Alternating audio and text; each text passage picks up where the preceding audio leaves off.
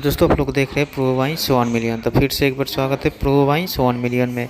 तो जी हाँ दोस्तों, आप लोग हिट मशीन का गाना सुनना पसंद करते हैं तो चलिए शुरुआत करते हैं। तो कुछ नए गाने के बारे में साथ ही बताएंगे, कोई सालनी के एक धमाकेदार गाना के बारे में बताएंगे। चलिए इस वीडियो को स्टार्ट करते हैं। सभी को बता दें कि खेसारी यादव के अपने नई फिल्म राजा राम की शूटिंग हो चुकी है और रिलीज भी हो चुकी है, और अग्नि परीक्षा का फिल्म शूटिंग लोकेशन से एक वीडियो का क्लिप निकल के सामने आया, और जिसको हॉस्पिटल में शूट किया गया था।